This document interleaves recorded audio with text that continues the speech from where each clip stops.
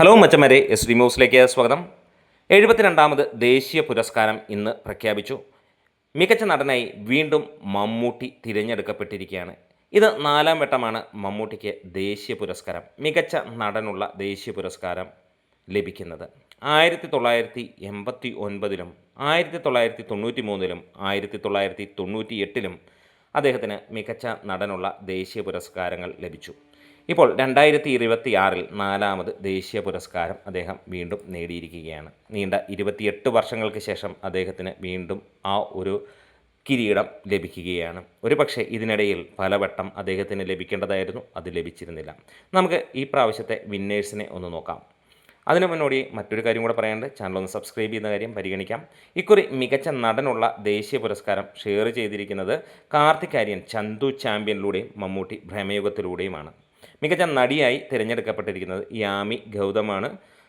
അതേപോലെ തന്നെ ആർട്ടിക്കിൾ 370 മികച്ച സിനിമയായി തിരഞ്ഞെടുക്കപ്പെട്ടിരിക്കുന്നത്. ഇനി മികച്ച സിനിമകളും അതിൻ്റെ ഓരോ അവാർഡുകളിലേക്ക് നമുക്കൊന്ന് നോക്കാം. Best feature film article 370, best actor Kartik Aaryan for Chandu champion, Mammootty for Bhramayugam, best actress Yami Gautam article 370, best director Rajkumar Periyasamy Amaran എന്ന ചിത്രം, best supporting actress Roopashree for Mithya, Sachana Nimidas for Maharaja, best supporting actor Sanjay Mishra,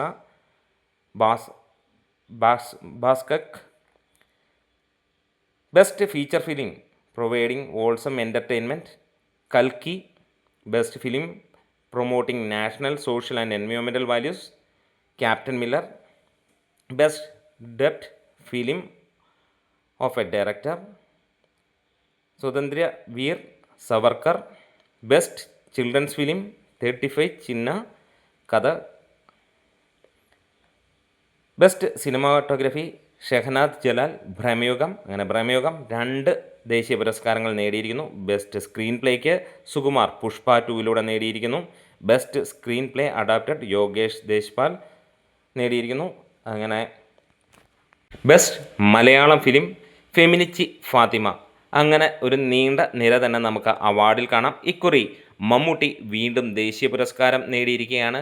ഒരു പക്ഷേ അർഹിക്കുന്ന കരങ്ങളിലേക്ക് വരുമ്പോൾ അതിൻ്റെ മാറ്റ് ഒരിക്കൽ കൂടെ കൂടുന്നതായി നമുക്ക് ഈ ഒരു കാര്യത്തിൽ കാണാൻ കഴിയുന്നു. ഏറെക്കാലങ്ങളായി ഓരോ മലയാളിയും കാത്തിരുന്നത് ഇത് തന്നെയാണ്. ഓരോ ഇന്ത്യക്കാരൻ്റെ മുന്നിലും എടുത്തു വെക്കുന്ന ചോദ്യവും ഇത് തന്നെയാണ്. നമ്മൾ സോഷ്യൽ മീഡിയയിലൂടെ പല സിനിമകൾ പല ദേശങ്ങളിലുള്ളത് ആരാധകരെല്ലാവരും പറഞ്ഞു ഇതിനായിരിക്കുമെന്നുള്ളത്. പക്ഷേ എല്ലാവർക്കും ഒരു സെക്കൻഡ് ചോയ്സായി ഉണ്ടായിരുന്നത് ഭ്രമയുഗം തന്നെയാണ്. ഭ്രമയുഗം കണ്ടവർക്കറിയാം അത് ആ റേഞ്ചിലുള്ള സംഭവം അതിന് മുകളിലേക്ക് വെക്കാൻ വേറെ ഒരു സിനിമയും ഉണ്ടായിരുന്നില്ല എന്നുള്ളത്. എന്നിട്ട് പോലും അതിനകത്തിൽ ഒരു ഷെയറിങ് നമുക്ക് ഇവിടെ കാണാൻ കഴിയുന്നു എന്നുള്ളതാണ്. ആദ്യമായി മമ്മൂട്ടിക്ക് മതിലുകൾ ഒരു വടക്കൻ വീരഗാഥയിലൂടെ എത്തിയപ്പോൾ അന്നും ഇതേപോലെ തന്നെ നമുക്ക് കാണാൻ കഴിഞ്ഞു. അതിന് ഒരു സൈഡിൽ കുറേ പേർ പ്രതിഷേധവുമായി എത്തുന്നു. എന്താണേലും ഒരു കാര്യം ഉറപ്പിക്കാം, അടുത്ത 93-ൽ പൊന്തന്മാടയിലൂടെയും വിധേയനിലൂടെയും മമ്മൂട്ടി 2ാമത് ദേശീയ പുരസ്കാരം നേടി. 3ാമത് ഡോക്ടർ ബാബാ സാഹേബ് അംബേദ്കറിലൂടെ 3ാം ദേശീയ പുരസ്കാരം, 4ാമത് ഭ്രമയുഗത്തിലൂടെയും നേടി. എവിടെയൊക്കെ നാഷണൽ അവാർഡ് ഉണ്ടോ അന്നൊക്കെ മമ്മൂട്ടി തന്നെ ഒരു സൈഡിലുണ്ട്. ഏത് അവാർഡ് എടുത്താലും അതിപ്പോൾ ദേശീയ പുരസ്കാരമാണെങ്കിലും സംസ്ഥാന പുരസ്കാരമാണെങ്കിലും ഒക്കെ നമുക്ക് കാണാൻ കഴിയുന്നത് ഒരു വശത്ത് ഒരു വലിയ കൂറ്റൻ സ്ഥാനാർത്ഥിയായി മമ്മൂട്ടി ഉണ്ടാകും, ബാക്കിയുള്ളവർ അദ്ദേഹത്തോടൊപ്പം മത്സരിക്കുന്ന ഒരു കാഴ്ചയുമാണ്. ഇക്കുറിയും വ്യത്യസ്തത ഒന്നും തന്നെ ഉണ്ടായില്ല.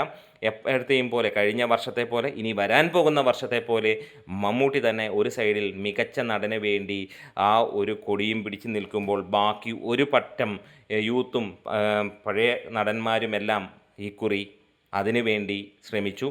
ഇക്കുറി പലവട്ടം നമ്മൾ കാണുന്ന പോലെ മമ്മൂട്ടിക്ക് കൊടുക്കാതെ ആർക്കെങ്കിലും അർഹമല്ലാത്ത കൈകളിൽ പോലും പലവട്ടം പലകുറി എത്തുന്ന ദേശീയ പുരസ്കാരം നമ്മൾ കണ്ടു. ചിലപ്പോഴൊക്കെ അർഹമെന്ന് തോന്നിയ കാര്യങ്ങളിലേക്ക് എത്തുന്നു. അവിടെയുമൊക്കെ നമ്മളെ വേദനിപ്പിച്ച ഓരോ ആരാധകനെയും അല്ലെങ്കിൽ ഒരു നല്ല സിനിമ കണ്ട് ഒരു നല്ല പ്രകടനം കണ്ട് ഇഷ്ടപ്പെടുന്ന ഏതൊരു വ്യക്തിയെയും വിഷമിപ്പിച്ചൊരു കാര്യം വേറെയൊന്നുമല്ല.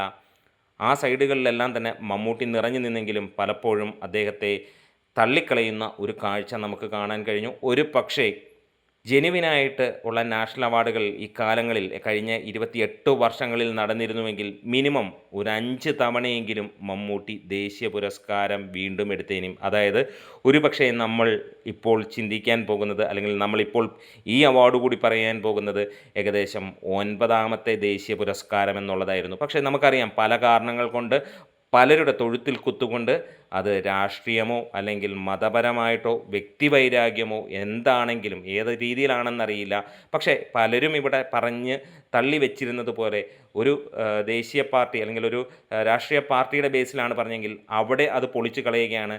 BJP എന്ന ആ ഒരു പാർട്ടി ഉള്ളപ്പോൾ തന്നെയാണ് മമ്മൂട്ടിക്ക് 3ാമത്തെ ദേശീയ പുരസ്കാരം ലഭിക്കുന്നതും 4ാമത്തെ ദേശീയ പുരസ്കാരം ലഭിക്കുന്നതും. അതിനിടയിൽ ഭരിച്ച പാർട്ടി ഒരിക്കലും മമ്മൂട്ടിക്ക് കൊടുത്തിട്ടില്ല. അപ്പോൾ അങ്ങനെ പറയുന്നവർ പറഞ്ഞതിനോട് നമുക്ക് യോജിപ്പില്ല, വിശ്വാസവും ഇല്ലാതായിരിക്കുന്നു. കാരണം ഇക്കുറിയും മമ്മൂട്ടിക്ക് ലഭിച്ചത് BJPക്ക് ഭരിക്കുമ്പോൾ തന്നെയാണ്.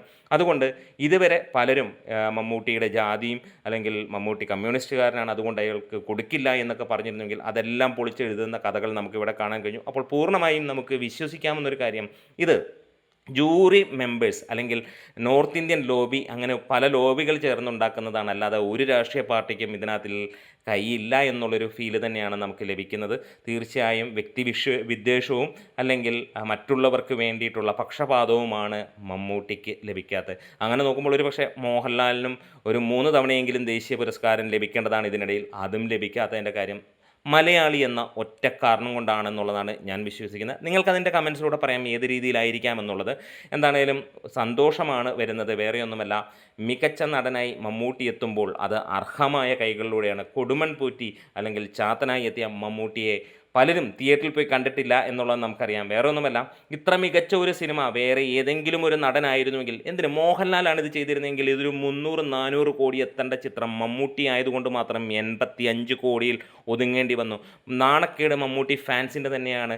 ബ്ലാക്ക് ആൻഡ് വൈറ്റ് ആയതുകൊണ്ട് കാണാൻ പോകാത്ത ഒരുപാട് പേരുണ്ട്. പിന്നീട് OTTയിൽ വന്നപ്പോൾ അത് നഷ്ടമായി പോയി എന്ന് പറഞ്ഞ ഒരുപാട് പേരുണ്ട്. ഇന്നും ഈ സിനിമ കാണാത്തവരുണ്ട്. അങ്ങനെ കാണാത്തവരുണ്ടെങ്കിൽ വെറുതെ OTTയിലൂടെ ഒന്ന് കണ്ടു നോക്കുക, എന്താണ് ഈ സിനിമ എന്ന്. ഒരു ബ്ലാക്ക് ആൻഡ് വൈറ്റിൻ്റെ പേരും പറഞ്ഞൊരു സിനിമയെ നിങ്ങൾ തള്ളിയിട്ടുണ്ടെങ്കിൽ നിങ്ങളുടെ മാത്രം നഷ്ടമായി മാറുന്നു എന്നുള്ളതാണ് എടുത്തു പറയാനുള്ളത്. തിരിച്ചു വരാം, ദേശീയ പുരസ്കാരത്തിലേക്ക് വരികയാണെങ്കിൽ ഇനി വരുന്ന വർഷവും മമ്മൂട്ടി തന്നെ അവിടെ ഉണ്ടാകും. മികച്ച നടനുള്ള പട്ടികയിൽ 1ാം സ്ഥാനത്ത് തന്നെ ഇക്കുറിയും മമ്മൂട്ടി തന്നെ, അല്ലെങ്കിൽ 2026ലും മമ്മൂട്ടി നേടും, 27ലും മമ്മൂട്ടി നേടുമെന്നുള്ളതിന് യാതൊരു സംശയവുമില്ല. കളങ്കാവൽ എന്ന ചിത്രം തീർച്ചയായും ദേശീയ പുരസ്കാരം വീണ്ടും മലയാളത്തിലേക്ക് കൊണ്ടുവരുമെന്നുള്ളത് ഉറപ്പാണ്. അതിനുശേഷം അടൂർ ഗോപാലകൃഷ്ണൻ്റെ പടമുണ്ട്, അത് നമ്മൾ കണ്ടിട്ടില്ല, പ്രതീക്ഷയോടെ നമ്മൾ കാത്തിരിക്കുകയാണ്. അതിനിടയിൽ ഇനിയും നമ്മൾ കാത്തിരിക്കുന്നു. വീണ്ടും വീണ്ടും ദേശീയ പുരസ്കാരങ്ങൾ വാരിക്കൂട്ടാൻ മമ്മൂട്ടി അദ്ദേഹത്തിന് ലഭിക്കട്ടെ എന്ന് ആശംസിക്കുന്നു. അതെ, ദേശീയ പുരസ്കാരം നമ്മൾ ഭ്രമയോഗത്തിലെ കഥ പോലെ തന്നെ ആ മനയിലേക്ക് എത്തിക്കഴിഞ്ഞാൽ പിന്നെ അവിടെ നിന്ന് പുറത്തേക്ക് പോകാൻ കഴിയില്ല. എത്ര കറങ്ങി തിരിച്ചാലും ചിലപ്പോൾ ആ മഴ പെയ്ത പോലെ 3-4 വർഷമൊക്കെ എടുക്കാം ആ മഴ തോരാൻ.